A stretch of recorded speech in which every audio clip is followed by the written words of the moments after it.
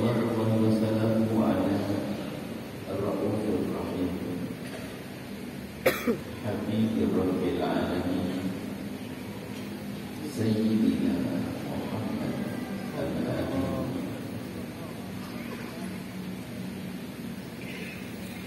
al-mab'uth rahmatan lil alamin wa ala alihi al-muttaqirin wa ashabihi al-tayyibin والتابعين لهم بإحسان إلى يوم الدين اللهم يا ربنا ألف بين قلوبنا واجعلنا يا ربنا من المتحابين فيك ومن المتجالسين فيك ومن المتزاورين فيك ومن المتبادلين فيك إنك أنت على كل شيء قدير اللهم يا ربنا ويا غافر الذنوب اغفر الذنوب ويا مفرج الكروب فرج الكروب ويا ساتر العيوب استر العيوب يا علام الغيوب ببركة الحبيب المحبوب وارزقنا يا ربنا التوبة قبل الموت والشهادة عند الموت والجنة بعد الموت أما بعد yang sangat kami cintai, kami muliakan rindu baginda Nabi Muhammad sallallahu alaihi wasallam, umat baginda Nabi Muhammad sallallahu alaihi wasallam. Semoga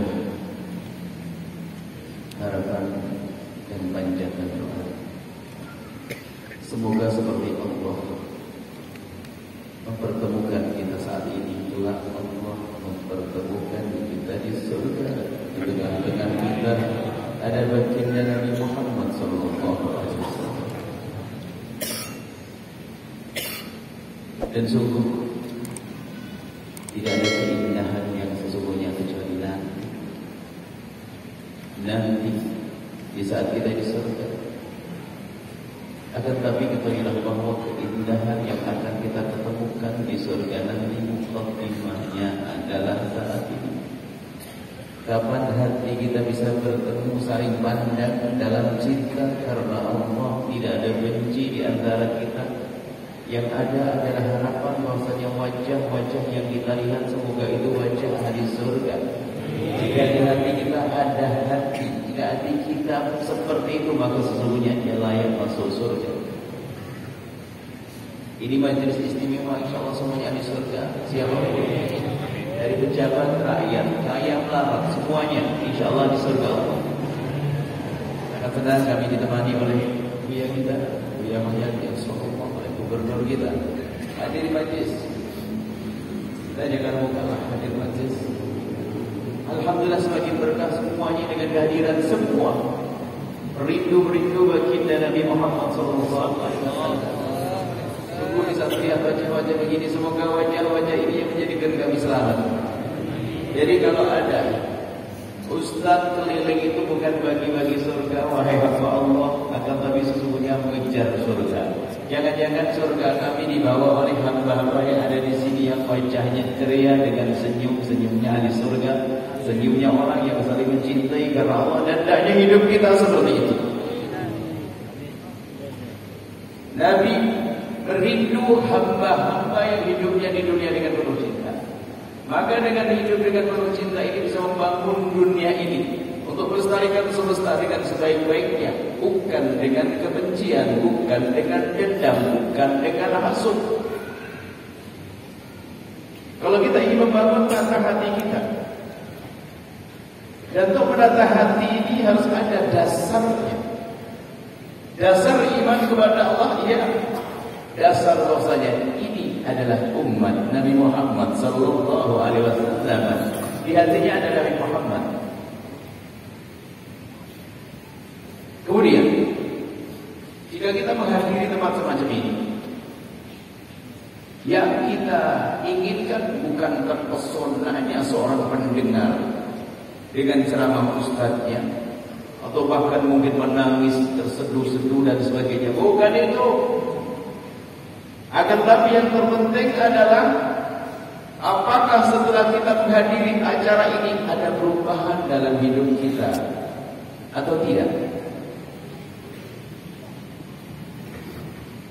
Jadi ada maksud kita ini berkumpul di tempat ini untuk mengambil rahmat Allah yang telah Allah janjikan. Allah akan curahkan rahmat bersama perkumpulan yang mulia. Lalu rahmat ini kita bawa pulang ke rumah kita sehingga menjadilah seorang suami yang penuh kasih dengan istrinya, istri yang sangat lembut dengan suaminya, seorang bapak yang sangat peduli dengan anaknya, anak yang berbakti kepada orang tua berkat rahmat yang dibawa dari tempat mulia semacam ini. Sebelum bicara tentang ilmu, ada rahmat yang Allah curahkan. Akan tapi siapa yang mendapatkan curahan rahmat itu adalah yang memang dia rindu menghadiri tempat ini karena Allah Subhanahu wa taala. Dan insyaallah di sini semuanya karena Allah. Enggak ada yang bagi-bagi duit. Semuanya karena Allah. Harapannya adalah kita ini nanti adalah satu kelompok yang bergandengan tangan yang tidak akan terpisahkan. Satu sudah masuk itu surga, yang lain keseret. Tidak ada yang tertinggal satu pun. Harapan kita seperti itu. Apa yang mengingatkan kita tadi? Boncengan tangan, boncengan hati. Hati yang saling mencintai karena Allah Subhanahu wa taala. Jadi ayo kita merenung berapa banyak pengajian yang sudah kita hadiri. Apakah itu hanya sekedar kegiatan-kegiatan zahir, maka terlihat marah, gebiar dan sebagainya? Jika itu kita cari, kita akan sia-sia. Sebuah konser lebih dahsyat, lebih ramai lagi. Tapi yang kita cari harus ada. Maka biarpun majelis yang diri 10 orang, 5 orang, ketahuilah ini majelisnya baginda Nabi Muhammad SAW. Kita ingin berubah, diniati. Yang berubah hati kita siapa? Allah. Yang berubah perilaku kita siapa? Allah. Maka mumpung di tempat semacam ini, yuk kita lihat. Aku ingin belajar di sini, mengambil rahmat Allah untuk mendapatkan curahan rahmat Allah dan ingin mendapatkan ilmu. Aku ingin berubah. Aku ingin berubah. Yang makanannya biasanya makanan yang haram, aku ingin berubah. Aku akan makan yang halal. Kerjaan yang tidak baik. Mungkin ada di antara yang hadir di sini bekerja di tempat yang haram. Anda nggak usah khawatir, kenyataannya Anda dibawa oleh Allah ke tempat mulia ini. Yang kerjaannya masih haram diizinkan oleh Allah menghadiri tempat yang mulia ini. Tinggal Anda ngadu kepada Allah, ya Allah, lepaskan kami dari keharaman itu. Terus ngadu kepada Allah. Sadari dulu bahwasanya Anda dalam keharaman. Bahkan mungkin di antara yang hadir ada orang yang banyak dosa. Bahkan mungkin tidak ada dosa kecuali pernah ia lakukan. Ketahuilah Anda saat ini bisa hadir ke tempat ini. Siapa yang membawa Anda? Allah. Husnuzonlah kepada Allah bahwasanya saat ini Anda dipanggil oleh Allah. Karena Allah akan berikan taubat kepada Anda. Allah berikan petunjuk kepada Anda. Siapapun Anda, tinggal kita insya kepada Allah mah gampang. Sadari kalau aku berdosa, kerjaanku haram, terus tinggalkan kepada Allah, ya Allah, entaskan aku dari keharaman yang aku saat ini berada di dalamnya, ya Allah. Tidak ada siapapun untuk meninggalkan keharaman kecuali karena Allah pilih dia. Begitu sebaliknya, tidak ada seorang hamba yang bisa sujud sekali sujud atau berderma 1000 rupiah kecuali karena Allah pilih dia untuk berbuat baik. Jika tidak dipilih oleh Allah, tidak akan bisa.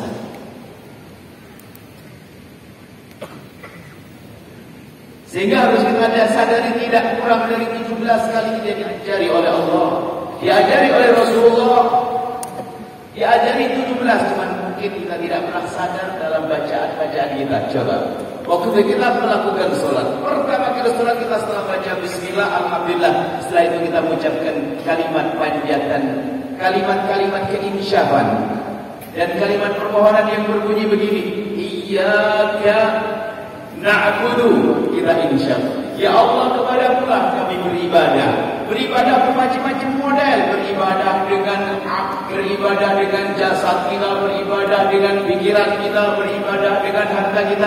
Iyyaka na'budu, kepadamu-lah ya Allah kami mengabdi dan beribadah. Tapi ingat, kita tidak akan bisa melakukan itu semua kecuali dengan pertolongan dari Allah. Maka seketika itu juga kita memohon, wa iyyaka nasta'in, ya Allah kepadamu lah aku mohon, kami mohon pertolongan. Apa yang harus kita pahami? Anda bisa ke tempat yang begini karena Allah yang harus Anda syukuri. Hadirkan, lintaskan di hati saat ini. Ya Allah, puji syukur kepadamu, ya Allah telah kau bawa kami ke tempat mulia ini. Kalau Allah tidak menghendaki Anda, kalau Allah tidak menghendaki seseorang, biarpun di rumahnya punya mobil banyak, tukang pijat 10, seger buger dia, nggak ngantuk juga, nggak bisa hadir ke tempat ini kalau tidak Allah pilih. Tapi kalau sudah dipilih Allah, ada yang saat itu mungkin sedikit demam, sakit kepala dan sebagainya, memaksakan diri untuk hadir ke tempat ini karena dipilih oleh Allah Subhanahu wa taala. Maka yuk kita husnudzon, ini adalah semua perkumpulan ahli surga Allah. Kemudian kita ingin membuat perubahan. Lalu dari mana kita memulai? Kesadaran. Dari mana kita mulai membuat perubahan? Sering kita mendengar istilah hablum minallah dan hablum minannas. Urusan kepada Allah dan urusan kepada manusia. Ibadah ibadah itu apa sih? Ibadah itu adalah pengabdian seorang hamba untuk Tuhannya. Namanya pengabdian ini, ada pengabdian secara langsung kepada Allah, kita melakukan sujud rukuk. Ada pengabdian kepada hamba Allah karena Allah. Maka yang harus kita benahi hubungan kepada Allah dan hubungan kepada sesama manusia. Sehingga orang sering dengar tentang definisi takwa. Takwa itu hakikatnya adalah sederhana. Anda baik kepada Allah dan Anda baik kepada sesama manusia. Kepada Allah mudah, urusan pribadi antara kita kepada Allah. Tapi yang repot adalah urusan kita dengan sesama manusia. Ini yang harus kita benahi, dan ini silsilah panjang. Tapi kita harus sadar bahwasanya jangan tertipu dengan kebaikan yang Anda lakukan, lalu Anda tidak baik dengan sesama manusia. Bahkan keimanan, iman yang sangat khusus. Iman itu kan urusannya kepada Allah, kepada syariat Allah. Tapi keimanan kita itu ternyata dihubungkan dengan sesama manusia. Sesaat dihubungkan dengan tamu, sesaat dihubungkan dengan tetangga. Man kana yu'minu billahi wal yawmil akhir wal yukrim jarah. Barang siapa yang beriman kepada Allah dan hari akhir, maka dia harus bisa menghormati tetangganya. Urusan tetangga dihubungkan dengan keimanan. Dan masih banyak hadis yang serupa yang menunjukkan begitu pentingnya kita urusan dengan sesama manusia. Jangan tertipu lalu banyak ibadah, tapi ternyata kita suka nyakiti tetangga, nyakiti orang tua, nyakiti saudara, nyakiti teman kerja dan seterusnya. Maka dialah orang yang bangkrut. Orang bangkrut disabdakan oleh Nabi, atadruna manil muflis. Nabi pernah bertanya kepada sahabat Nabi, siapakah orang bangkrut? Kalau kita memahami orang bangkrut adalah orang berbisnis, modal habis, utang lagi, itu bangkrut. Tapi Nabi menjawab, bukan itu yang namanya bangkrut. Orang bangkrut adalah si dia yang datang di akhirat dengan sholat, dengan puasa, dengan ibadah-ibadah, akan tapi waqaddara bahana wa syatama hada wa qadzafa hada wa akhadha mala hada. Akan tapi hidupnya di dunia enggak peduli urusan dengan sesama manusia. Sesaat pukul si A, menggunjing si B, mengambil harta si C, suka nyakiti orang, dialah orang yang bangkrut nanti di akhirat. Biarpun di dunia terlihat dia banyak sujud, banyak puasa, ternyata pahalanya habis untuk dibayarkan kepada orang yang diterima. Kapan seorang berbuat zalim kepada orang lain, maka orang itu akan diambilkan pahala dari orang yang berbuat zalim. Artinya apa kita perhatikan saat ini, sekarang ini, detik ini juga adalah urusan kita dengan sesama manusia. Sebetulnya kalimat ini adalah kalimat keindahan yang sesungguhnya, kemesraan yang sesungguhnya. Dan semua orang rindu itu. Siapa sih yang gak pengen mesra sama ayah ibunya? Siapa yang ingin mesra dengan istrinya? Siapa yang ingin indah dengan saudara? Tidak ada. Akan tapi ternyata hidup banyak di antara kita ini yang tidak indah. Semuanya menyadari bahwasanya kakak adik kok musbat, gak masuk akal, bapaknya sama, ibunya sama. Dulu makan bersama, tapi kok sekarang gak tegur bersama. Gara-gara rebutan waris misalnya. Ini tertimbun ya, rebutan waris. Alhamdulillah, sudah begitu rajin haji sama umroh, sudah terbut waris rajin haji dan umroh. Iyalah, itulah dia yang pergi ke neraka lewat mata. Ada model-model semacam itu, hati-hati. Dia adalah tertipu, dia lakukan kebaikan kepada Allah, tapi lupa bagaimana dia menjaga urusannya dengan sesama manusia. Baik, berarti kita perlu betul perhatian dengan urusan sesama manusia. Kalau seandainya seorang hamba itu cukup melakukan sholat 5 waktu saja, gak pakai tambahan, puasa Ramadan saja, bayar zakat kalau punya duit, haji kalau kaya, kalau punya modal.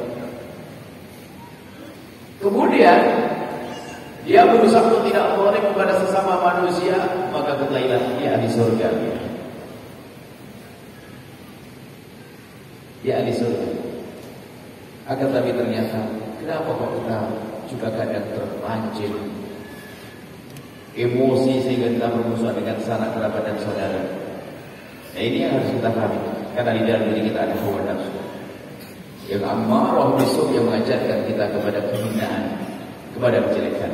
Nah, ini para ulama mengajarkan yang demikian ini, terus koreksi. Sehingga kalau kita pulang-pulang belajar setiap hari tidak akan rugi. Karena apa? Hawa nafsu juga terus berkembang, berbisik dengan sebab-sebabnya. Sehingga kalau sudah permusuhan, hawa nafsu ini tidak biasa kita kekang, tidak biasa kita lawan terus. Sampai dikatakan seperti bayi. Bayi yang lusuh dibiarkan, ternyata sampai gede pun menjadi lusuh terus karena tidak pernah disamping. Hawa nafsu harus lawan. Kita berusaha untuk lusuh. Ada ilmunya diajarkan para ulama dengan ilmu bersih hati, ilmu tasawuf, ilmu apa. Nah ini. Jadi kita berkumpul begini harus ada dong. Setelah itu, ini, kalau kita belajar, jadikanlah bahwa apa yang diomongkan oleh Ustaz adalah untukku, aku. Untuk modal aku untuk berubah. Termasuk yang berbicara ini karena telinganya yang paling dekat. Cuman kadang di antara kita ini, naudzubillah, makanya gak baik-baik. Kalau mendengar ceramah seseorang itu ternyata yang orang lain. Ustaz yang bicara tentang orang yang pelit, langsung malah terbayang tetangganya yang pelit. Ustaz yang bicara tentang seorang penggunjing, langsung ada di matanya si bulan-bulan. Dia tidak pernah dimasukkan dalam catatan orang yang bersalah. Ini problem kita. Maka yang pertama adalah kalau kita mendengar petuah adalah untuk aku, bukan untuk orang lain. Aku yang harus belajar, aku yang harus berubah. Dan inilah yang diajarkan Nabi Sallallahu Alaihi Wasallam. Kita mulai dari diri kita sendiri. Kita harus merasa yang lebih perlu untuk menjaga petuah-petuah. Kita lebih perlu daripada orang lain. Kita ingin selamat ya Allah. Ini sudah luar biasa, hadir segini banyak orang masyarakat. Ini ya Allah. Kemudian kita mau pulang ke rumah, kita buat perubahan di rumah kita. Harus kita buat perubahan. Pandang siapapun di kiri kanan kita, dia itu adalah umat Nabi Muhammad SAW. Agar sedikit lembut kita ini. Pembantu yang ada di rumah kita, ayo siapa beliau? Umat Nabi Muhammad SAW. Secara akal, kemudian Anda rasakan kalau ada seorang bos terlihat sopan santun dengan pembantu, tambah keren atau tidak, kira-kira kan begitu kan? Dia seorang bos besar, Tapi ternyata dia melihat pembantunya lebih tua, ternyata sopan santun. Pak, mohon maaf, bisa bantu bukain pintu? Makasih Pak, Masya Allah. Rasanya sopan santun banget di orang. Itu yang diajarkan Nabi. Akhlak yang sesungguhnya. Dan memang karena ada perubahan dalam diri kita itu macam-macam sebab. Sebab harta, sebab tahta, sebab ilmu. Gara-gara punya ilmu, memandang orang kayak gila semuanya. Abang, nggak ngerti apa. Masya Allah, innalillah. Tidak tahu bahwasanya pertama kali neraka itu dinyalakan untuk orang yang berilmu, tapi ilmunya bukan karena Allah. Ngomong lihat, suruh ingat hadis Nabi. Pertama kali api neraka dinyalakan untuk 3 model manusia. Salah satu di antara dia orang yang belajar ilmu Al-Quran, ilmu agama. Ternyata bukan untuk Allah, maka neraka buat dia. Baik, sekarang kita masuk. Setelah kita sadar betul bahwasanya kita datang ke sini untuk berbekal untuk cari ilmu untuk berubah. Ada harus memulai nanti pasti. Memulai. Yang biasa marah dengan istri dia umat Nabi Muhammad. Tidak ada gunanya. Marah Anda itu menjadikan dia juga terpengaruh untuk bisa marah di esok hari. Tapi kalau senyum dan tutur kata yang lembut, perilaku yang baik akan merubah dia juga. Hidup itu harus indah. Bukan dengan bermusuhan. Apakah Anda pernah dengar orang mau menikah niatnya begini? Nawaitu nikah, saya niat nikah untuk berantem dan caci maki. Ada tidak? Enggak ada. Yang kalau ada begitu dia hanya orang gila. Orang gila niat kalau menikah pengen berantem sama caci maki. Gila ya, jelas? Gila. Cuman ternyata yang banyak gila setelah menikah. Setelah menikah jadi gila. Berantem sama istri, caci maki sama istri. Pendidikan siapa? Insya pulang dari tempatnya. Hilangkan kesombongan. Mungkin ada seorang suami yang biasa kasar dengan istri. Pastikan kalau ada mulai sadar dari ini akan tambah cinta istri Anda dan akan indah seterusnya. Katakan, mohon maaf istriku, aku minta maaf. Tadi aku ingat salah. Selama ini salah adalah aku. Yang salah adalah aku suka ngomong kasar kepadamu. Masya Allah, akan damai. Ternyata untuk damai di akhirat juga. Seorang istri ternyata tak kalah enggak bang. Yang bikin abang marah saya sudah bikin kesel. Allah, indah saling minta maaf. Harus begitu hidup itu indah. Yang sama saudara saya yang rebutan baris hari ini harus diakhiri. Mau masuk neraka dengan berebut baris, akhiri datang berpelukan nanti. Bahwasanya abang, aku telah mengambil hartamu selama ini, mohon maaf, aku berjanji untuk menyelesaikan insyaAllah. Mohon maaf dari saya. Seorang abang yang tahu adiknya jahat betul, ternyata sudah begitu, hendaknya dicabut apa dada. Wahai adik, terima kasih. Cuman kadang dendam juga begitu. Orang minta maaf, kadang tidak dimaafkan. Kayak lebih dari Allah. Allah saja maha pengampun loh ya. Kita sering mendengar yang panjang. Karena luka yang dalam mungkin yang tidak. Kita harus berusaha bahasanya. Mereka umat Nabi Muhammad SAW. Kita pandang. Saat kita nggak bisa melupakan kesalahannya dia, ingat dia adalah umat Nabi Muhammad SAW. Nah ini kita berusaha buat perubahan. Dan harus mulai dong. Ada penilaiannya belum juga. Biasanya kalau kita punya kajian, ada kajian rutin satu demi satu. Kita matangkan urusan kita dengan orang tua, matangkan betul urusan dengan saudara. Kita matangkan betul. Ilmu akhlak itu ilmu rasa, bukan ilmu akal. Kalau ilmu akal, masa orang gampang menjawab pertanyaan di sekolah bagaimana hukum berbakti pada orang tua, hukumnya wajib. Tapi dia suka nyelkit sama bapaknya, kurang ajar sama ibunya. Gimana hukum silaturahmi wajib? Putus silaturahmi gimana hukumnya? Putus silaturahmi hukumnya haram dan masuk neraka. Dia bisa tulis begitu. Tapi dia nggak sadar di rumah berebut waris. Karena ilmu akhlak ini adalah bukan ilmu di otak, tapi harus dirasakan di hati. Malam ini kita membiasakan kalau belajar dengan hati kita.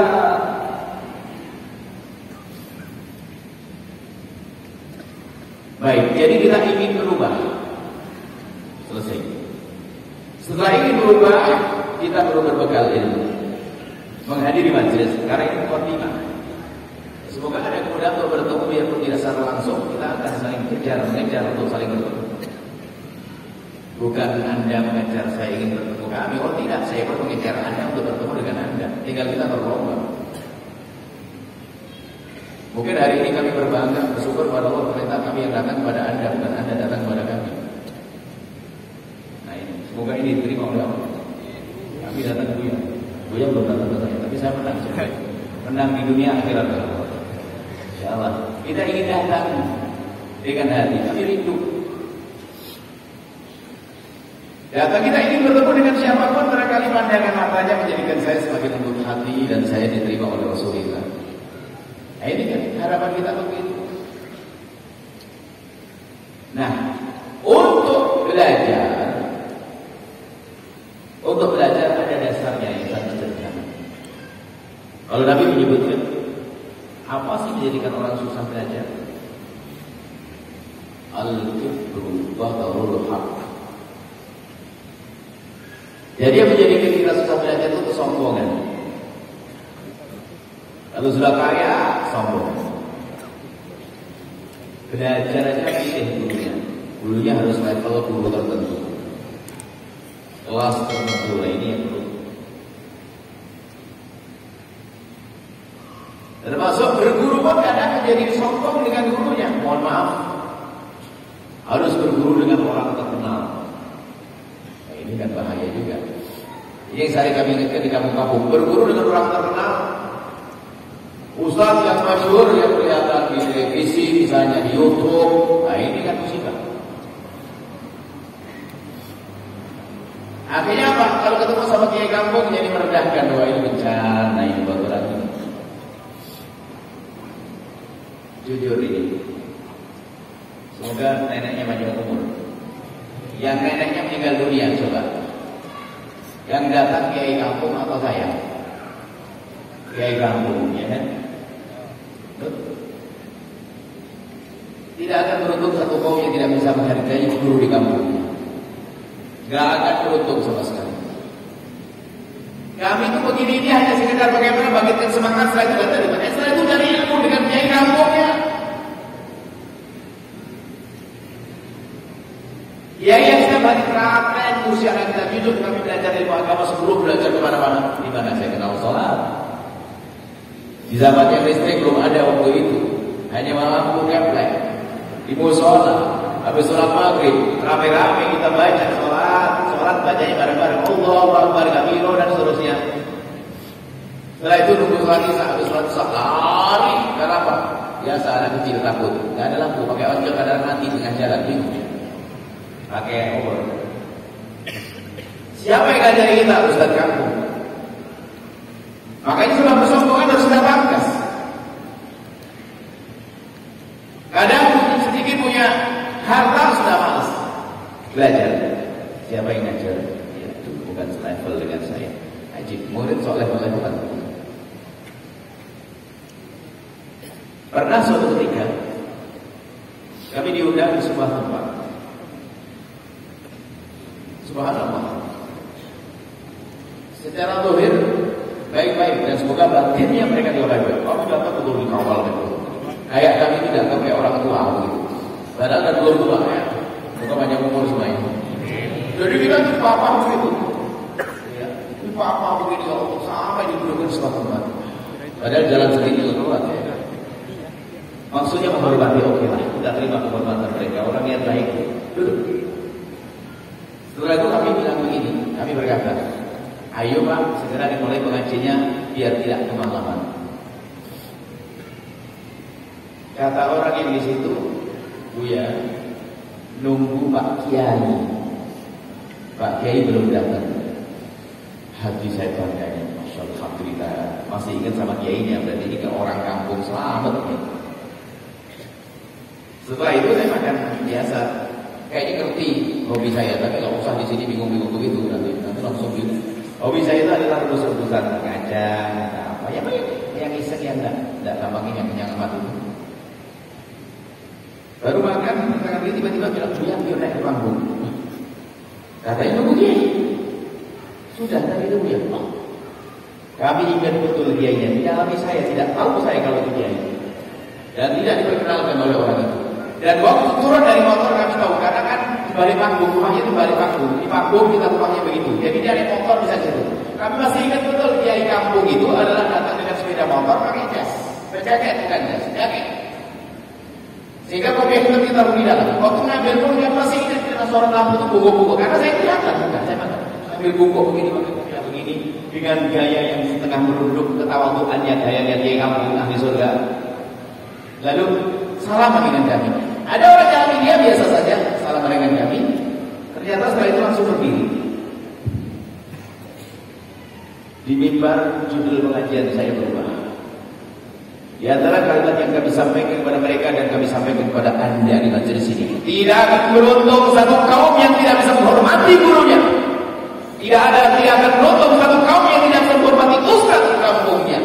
Karena mereka yang susah dengan susah payah mendidik kita. Mbah kita meninggal, dia yang sibuk, anak kita belajar, dia yang sibuk supaya bukan ustaz yang selama ini anda lihat di televisi, di YouTube lagi. Anda kenal anak di YouTube? Nah, yang di kampung itu loh yang tiap hari ngurusi anda, harus ada perhatikan lebih. Saya tidak bangga kalau anda menghormati saya, kalau anda katakan anda tidak bisa menghormati di kampung. Karena anda tidak ada apa-apa. Bahkan mungkin dekat saya malah jadikan anda sombong, tidak ada gunanya. Kalau di kampung jaga. Karena mereka dengan masya Allah tidak tahu ustaz-ustaz di kampung itu bagaimana. Kalau ngajar, kalau musim panen sering terlambat karena dia harus cari nafkah. Belum punya sabun cair, yang ada sabun sehingga sakit buru-burunya mati. Di sini ada putih, ada sabunnya. Allah. Saya bisa ngomong karena pernah kebayang yang menjadi ini masya Allah.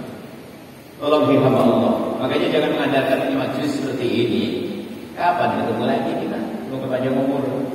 Dan kami hanya membuka bahasanya anda bisa belajar dengan ustaz kampung anda. Dia pelajari wudu. Mungkin ada kata.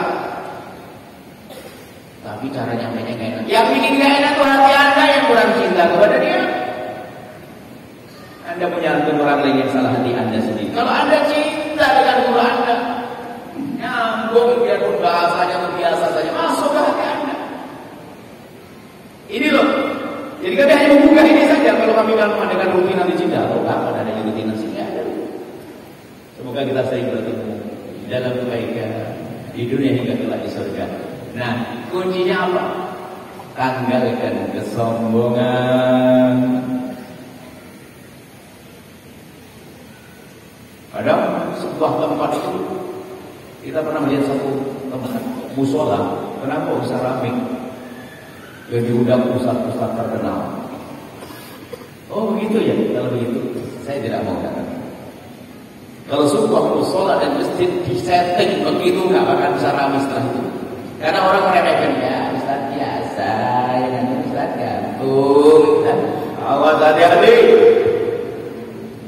Jadi bisa dari saya mau datang. Saya lebih senang datang di musola yang saya sejer sama ustaz di kampung yang masya Allah. Yang luar biasa, yang kalau mengajar dikasih duit 200.000 dicium duitnya karena ini anggap halal dan berkah, bukan karena hubung dunia. 200.000, 150.000, masya Allah, karena dikasih sabun sama beras sama minyak goreng. Luar biasa senangnya karena apa? Ini berkah.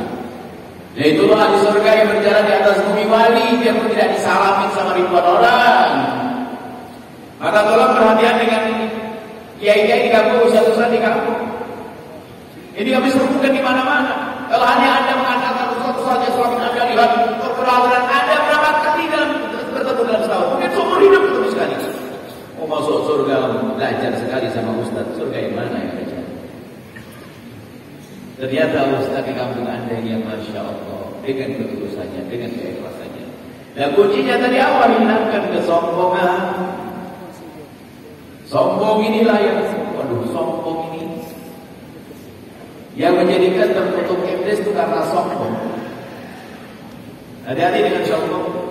Pokoknya tandanya kalau belajar kalau pilih guru yang benar, akhlak yang baik, iya sih. Cuma gak ada yang meremehkan. Karena di kampungnya ada dia yang masya Allah. Ustaz di kampung, ya di kampung. Dan kami yakin bahwa di sini banyak ustaz-ustaz yang datang. Wali-wali yang tersembunyi ada, kami yakin. Ada di sini. Itulah yang harus Anda besarkan di kampung Anda. Kalau omongan kami Anda dengar semuanya sudah beres, kita ada ketemu lagi, oke, ketemu surga, kan begitu. Karena sudah ada mereka di setiap tempat, alhamdulillah, apalagi kalau sudah bicara tentang Padang, Minangkabau, ini masalah nuansa keislaman sampai kami ingat. Kalau Anda ini di Jawa Timur, ini sedikit sedikit. Di Jawa Timur dulu waktu di SMP itu ada satu hari anak-anak itu harus pakai menutup baju yang menutup aurat. Itu pakai istilahnya apa? Pakai minang. Pakai minang. Pakai bajunya orang Minangkabau gitu loh. Minangan. Jadi menunjukkan bahasanya nuansa Islam itu sebar ke kampung di Jawa Timur sana. Sampai hari ini mungkin kalimat itu sudah jarang terdengar. Tapi yang syukur kami masih ingat Minangan. Coba yang dari Jawa Timur syukur saya. Mungkin Anda pernah dengar Islam pakai minang. Minang itu diambil bajunya orang Minangkabau. Baju Islami, baju yang menutup aurat. Maksud kami apa? Islam sudah baik-baik di sini, tapi ketahui bahwasanya biarpun Anda duduk dengan baginda Nabi, tapi kalau Anda punya sifat sombong, jadi Abu Jahal. Makanya kalau kita tata adalah hati kita. Bahkan biarpun Anda tidak pernah ketemu orang-orang alim besar, tapi ternyata dengan ketawaduan Anda, ternyata Ustaz kampung Anda menghantarkan Anda ke surga. Hati-hati dengan kesombongan. Iblis sombong. Iblis sombong dengan apanya yuk? Iblis sombong dengan kekuatan ibadahnya. Jadi kisah Iblis agar kita tidak niru, bahwasanya kita punya manhaj. Iblis itu bukan dari golongan malaikat. Cuma di ibadahnya luar biasa sampai dikatakan tidak ada sejengkal bumi kecuali pernah digunakan untuk sujud oleh Iblis. Begitu hebatnya Iblis dalam ibadah. Akhirnya diangkat, digolongkan bersama rombongan golongan para malaikat. Setelah Iblis bersama rombongan malaikat, para malaikat maka di saat diperintahkan itu dari malaikat disjudu li Adam, di saat para malaikat yang Iblis ada di dalamnya. Karena Iblis sudah digolongkan bersama malaikat, biarpun bukan dari malaikat.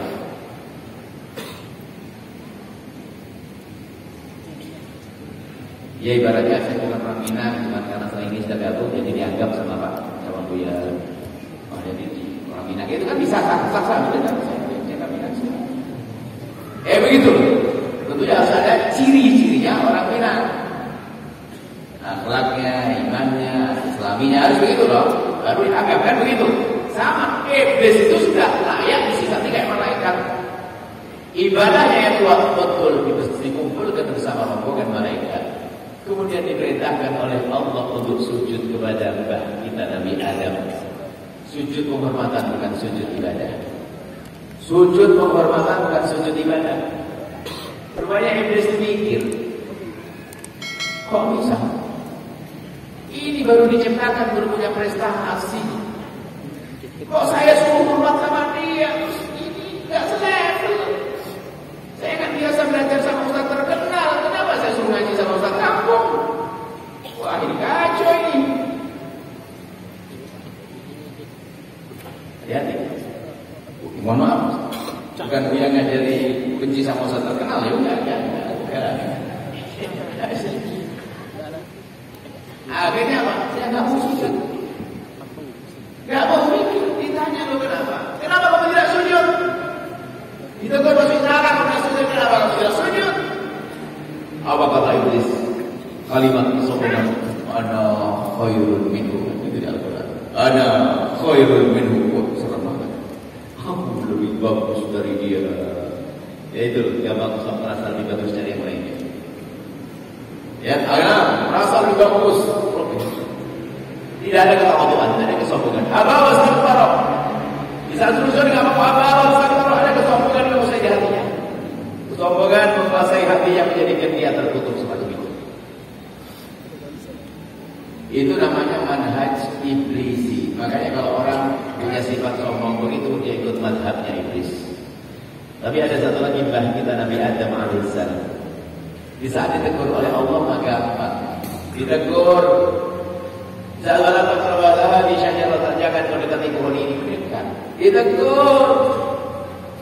Mbah kita masih sederhana, di saat ditegur ingin negur Allah, langsung saja Rabbana zalamna anfusana wa illam taghfir lana wa tarhamna lakunanna minal khasirin. Itu kan Nabi Adam, langsung aja isap dia. Makanya kalau anda itu kalau mengaku cucunya Nabi Adam, kalau ditegur sama Ustaz, marhaban Rabbana zalamna, enggak usah saya iblis dia. Subhanallah, diingatkan oleh istri. Betul-betul dia punya alim modalnya di lama. Jadi belajar di mana? Iblis. Istri diingatkan sama suami. Apakah jarang hadir pengajian? Apakah hadir terus pengajian? Iblis. Biasanya ibu sombong dengan saya pengajiannya. Sebab yang rajin pengajian ibu-ibu kan? Begitu kan? Tidak boleh sombong begitu. Coba kalau kita diingatkan langsung. Terima kasih. Kasih hadiah. Oh. Jadi kuncinya ini. Mungkin kita sampai di sini. InsyaAllah sudah kena kunci. Anda belajar dengan siapa saja menghantarkan Anda kepada Allah. Kalau Anda punya modal ketawaduan, ternyata orang di kiri kanan Anda pun bisa menjadi guru bagi Anda. Begitu mudah mencari kemuliaan karena tawadhu. Tawadhu itu meletakkan dirinya di bawah, maka semuanya akan mengalir kepadanya. Coba kalau sombong di atas, tidak ada yang mengalir kepadanya. Seorang menuntut ilmu sombong sama ustaznya, aman dia. Dan sebab kesombongan itu macam-macam. Ada kekayaan yang dia dapat, ilmu, ibadah, tahta. Anaknya orang kaya sudah jadi susah saja. Anaknya pejabat sudah saja. Anaknya orang alim dan anak begitu. Tentang salat maghrib, bapak bukan alim. Iya, yang alim bapak, kau mau bodoh. Jadi ada begitu tentang itu. Jadi karena sombong hati-hati. Insyaallah ini adalah ahli tawadhu semuanya. Ini adalah modalnya begitu. Kemudian setelah kita modal ini sadar bahwa jangan sombong, kita pangkas sombong. Sifat jelek di dalam hati sombong. Ini ada pembahasan khusus, ini ada sekitar gambarannya. Itu tadi urusan ustaz saja, ustaz yang begitu. Apalagi dia punya gelar doktor, profesor apa misalnya, dia jadi sama guru ngaji ya, masa saya diajar oleh ustaz. SD aja nggak tahu. Iya, dia dapat SD nggak tahu, tapi pondok lama dia.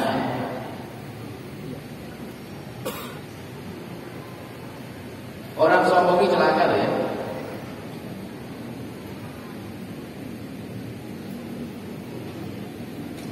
Ustaz datang ke rumahnya dokter. Sakit dia dikasih tahu sama dokter. Kiai, Ustaz, tolong jangan makan ini karena bahayakan. Karena dia sombong. Kiai, jangan atur Ustaz. Dokter jangan atur saya, urusan saya. Saya sudah jadi kiai lama 22 tahun sombong. Mati dia. Sama sombong. Orang itu harus menghargai takhasus atau spesialisasi keahlian seseorang. Kalau saya sakit ya dokter ngomong apanya saya manut. Cuma aku minum pahit itu, padahal kita sedang tegannya. Pahit mau, kata dokter mau. Sotik mau enggak ya? Dioperasi mau. Itu tandanya tawadhu. Coba kalau waktu kita berobat enggak tawadhu, enggak sembuh-sembuh. Semuanya seperti itu. Kita enggak boleh sombong. Dan semua urusan agama kita patuh dengan ahli agama. Urusan pembangunan ikut ukuran begini, masjid gede tanpa tiang begini, ini tidak asal ya, ada ilmunya. Kalau tidak rokok dan begitu. Baik, kembali masalah tawadhu. Wahai hamba Allah, tawadhulah engkau wahai suami pada istrimu. Gak ada dalam perkataan sombong-sombongan. Ya, dirimu adalah seorang imam di dalam rumahmu. Tapi apakah Nabi mengajarkan jadi imam harus sombong? Imam itu perlu kasih. Ketawaduan tetap ada. Istri tawadhu kepada suami. Semuanya gaya tawadhu. Tidak membiasakan dengan kesombongan. Sebab kesombongan kata Nabi Baturuhak. Kalau orang biasa hidup dengan gaya kesombongan, maka baginya sangat mudah menolak kebenaran yang Allah kirim. Sengsaralah dia setelah. Kemudian setelah itu, baik. Setelah kita memangkas, ini mukadimahnya jangan sombong, maka ini saya ingin kembalikan dulu kepada guru-guru Anda. disebarkan di kampung-kampung. Jadi kalau ada kajian yang menunggu tabligh akbar di masjid besar, Masjid Raya Sumatera Barat, tidak usah nunggu. Tadi beliau cerita bahwasanya ada kegiatan-kegiatan di masjid-masjid, pada SD, SMP, Masya Allah. Dan seperti itu. Di musola-musola hidupkan dengan kegiatan-kegiatan agama. Gak harus nunggu di acara besar semacam ini, Masya Allah. Ini yang perlu Anda hadirkan dalam diri Anda, kerinduan untuk mencari kebaikan, mencari kemuliaan. Kemudian ada kabar gembira. Nabi pernah menyebutkan rubba muballaghin aw 'amil as-sami'. Para ulama menjelaskan, Nabi pernah menyebutkan bisa saja seorang murid itu bisa melampaui gurunya dalam pemahamannya karena hati yang bersih tadi. Guru kampung ibaratnya tahunya ilmunya hanya sebegitu. Cuma karena kita itu dengarnya dengan tawadhu, dengan kekhusyuan, Allah beri kita ilmu lebih dari gurunya. Sudah kunci itu dari. Mungkin guru itu pemahaman karena Anda beliau sendiri tidak begitu paham. Cuma Allah rubah Anda jadi paham. Tawadhu itu penting. Belajar itu harus tawadhu, berguru tawadhu, jangan dengan kesombongan. Kemudian yang terakhir ini adalah pesan. Biasakan di antara kita ini dengan sesama untuk membiasakan hal yang baik untuk mendoakan. Mendoakan dengan doa kebaikan. Ini penting banget ya. Doakan dengan teman. Sebab apa? Kadang kita ini belajar ngaji dan sebagainya itu tadi menambahkan kesombong,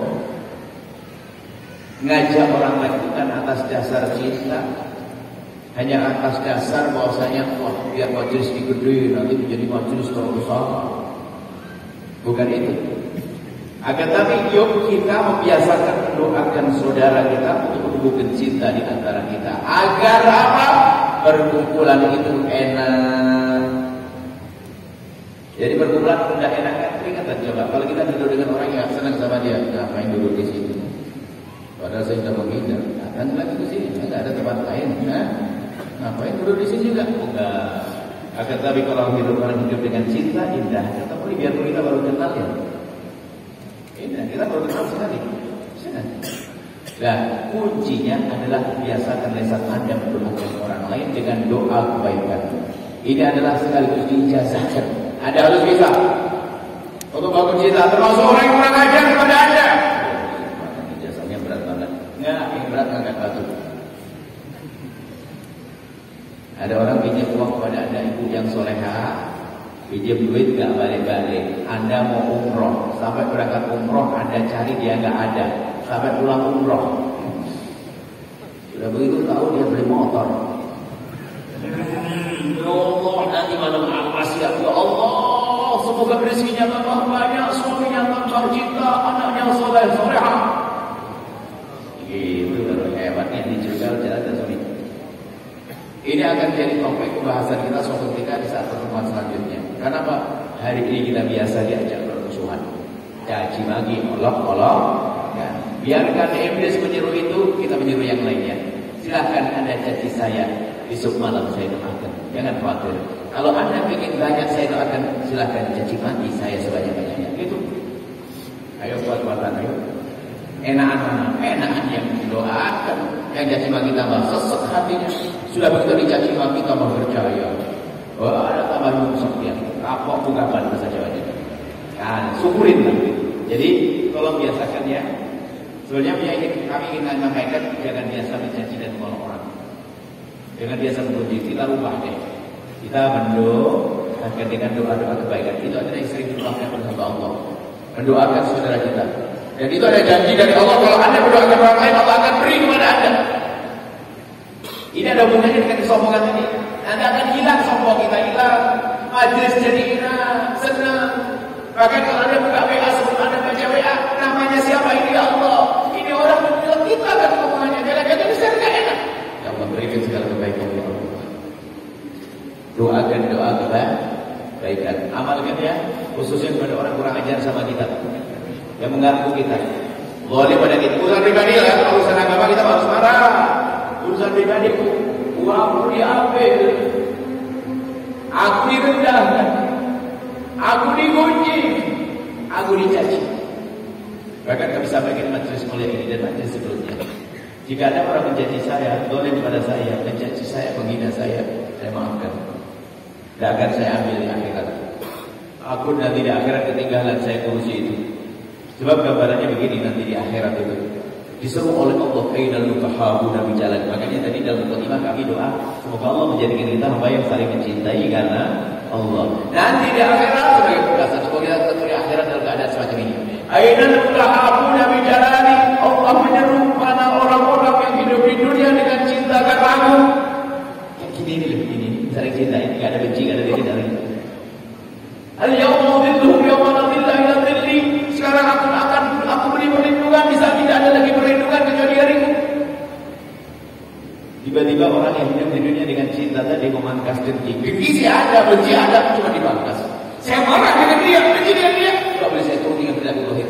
Saya kirimi duit, saya transfer ke rekening. Itu loh maksudnya kalau orang berkata aku tidak punya benci, aku tidak punya dengki, bohong. Anda bukan malaikat. Anda manusia biasa. Saya punya marah. Makanya kalau ada ustaz-ustaz kiai-kiai berbuat baik sama seseorang itu bisa saja karena kita bikin kesel sama dia. Jangan GR. Jangan-jangan kita bikin kesel, nyakiti hati dia ingin mengobati hatinya lalu ngasih hadiah sama kita sebetulnya. Jadi kita yang gak beres GR banget kita ini. Jadi seperti itu. Setelah berkumpul disuruh meluncur ke surga. Setelah itu meluncur ke surga laksana kilat. Kemudian di sana ada diizinkan Allah. Siapa-siapa yang pernah dizalimi, aku izinkan engkau sekarang untuk menuntut dan membalas. Orang yang punya dendam yang pernah ngomong, awas aku tuntut nanti di akhirat, kasih kesempatan. Dituntut di akhirat. Saya bayangin kalau saya tuntut, yang nyaci saya dan saya tak tuntut. Ayo kamu ini saya noleh. Rombongan nanti surga sudah hilang. Wah ini kacau, saya kejarnya repot. Mending saya maafkan deh, biar saya ikut rombongan kemuliaan. Makanya kami sampaikan, kalau ada orang boleh kepada saya silahkan, saya tidak menuntut di akhirat. Daripada saya ketinggalan nanti saya maafkan. Semoga Allah ganti dengan segala kebaikan. Itu saja selesai. Apa ini kita tuntut? Itu harus kita hadirkan karena hari ini kita diadu terus. Ya kita diadu, bukan diadu oleh setan. Ada proses. Hidup ini kan macam-macam. Ada pemilihan presiden, ada 01, 02. Kadang-kadang negara itu berantem. Padahal yang 01 itu sebagai sana. Ini yang di bawah berantem aja.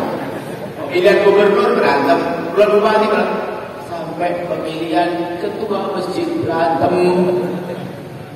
Ini kan kacau ini. Terus mau apa ini tuh? Karena kita sudah biasa dengan begitu. Diajar oleh iblis untuk berurusan. Oke, kita punya tugas baru hari ini. Saya harus biasa mendoakan kebaikan. Orang jahat padaku, biar berberat. Iblis, aku ingin ngecek kau ini. Aku doakan dia dengan kebaikan. Orang ajar padaku, ajar nanti malam. Awas, doain sholat hajat dulu. Barokah ya Allah. Orang ajar banget sama aku. Ya Allah, semoga rezekinya banyak, cepat nikah. Insya Allah ini saja. Ya. Semoga kebuka apa yang harus kita lakukan setelah ini.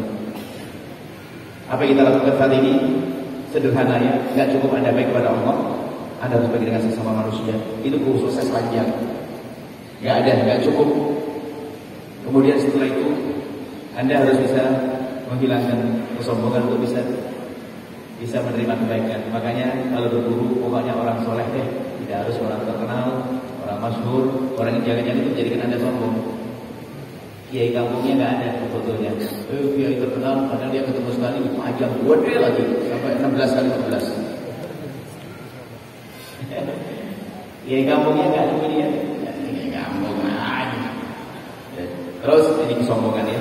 Kemudian yang terakhir adalah yuk kita punya kebiasaan baik, biarpun berat Anda jalankan.